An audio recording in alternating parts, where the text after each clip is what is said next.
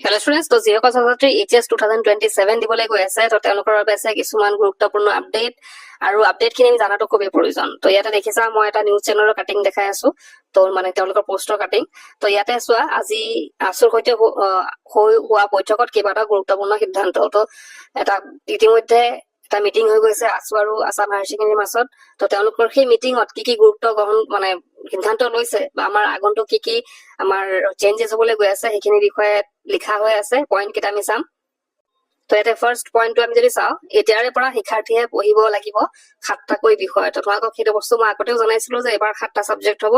তাৰপিছত পইণ্টটো দিছে কেৱল 6টা বিষয়ৰ ওপৰতহে অনুষ্ঠিত হ'ব পৰীক্ষা। তো 6টা বিষয়ৰ পৰীক্ষা অনুষ্ঠিত কৰা হ'ব, আৰু এটা বিষয় যোনটো তোমালোকৰ জেনেৰেল ষ্টাডিজ বুলি কৈছিলো, সেইটো মানে পৰীক্ষা নহয়, সেইটো জাষ্ট মানে কলেজ বা স্কুলে পাতিব নিজাববীয়াকৈ। নেক্সট আছে 7 নম্বৰ বিষয়টো কেৱল অধ্যয়ন কৰিব লাগিব, পৰীক্ষা নহয়। নেক্সট আছিলে গ্ৰেডিং চিষ্টেম এতিয়াই ৰূপায়ণ কৰা নহয়। আমি আৰু এটা কথা শুনি আছিলো যে গ্ৰেড চিষ্টেম এবাৰ হ'ব পাৰে, এবাৰ পৰা গ্ৰেড চিষ্টেম দিয়া হ'ব, নম্বৰৰ অনুযায়ী পাৰ্চেন্টেজ ৱাইজ গ্ৰেড দিয়া হ'ব বুলি শুনি আছিলো। আমাৰ নটিচখনত তেনেকে লিখা আছিল কিবা এটা। তো কিন্তু সেইটো তেওঁলোকে কৈছে যে এতিয়াৰ পৰা নহয়, গ্ৰেড চিষ্টেম নহয়। তলৰ পইণ্টটো দিছে নম্বৰ পদ্ধতিৰ জৰিয়তেহে টকা পাব পৰীক্ষাৰ ফলাফল।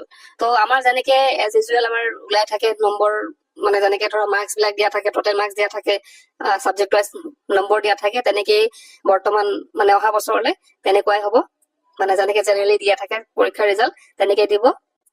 আৰু তাৰ পিছতে দিছে যুগৰ সৈতে খাপ খোৱাকৈ পাঠ্যক্ৰমৰ হ'ব ৰূপান্তৰ।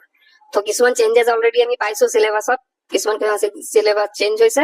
তো সেইটো যুগৰ সৈতে মানে কি বৰ্তমান কাৰেণ্ট বস্তুবিলাক তাত সোমোৱা হৈছে, কাৰেণ্ট যিবিলাক বস্তু লাগে, আমাৰ বিষয় বস্তু লাগে, সেইখিনি সোমোৱাই পেলাই আৰু এইবাৰৰ চিলেবাছটো তৈয়াৰ কৰা হৈছে, বা আগন্তুক সময়ত তেনেকে কৰা হ'ব। তো এইখিনি আছিলে কেইটামান আপডেট, যোনটো আপডেট তোমালোকে কিছুমান হয়তো আগৰ পৰা জানিছিলা আৰু কিছুমান হয়তো নতুনকে জানিব পাৰিছা।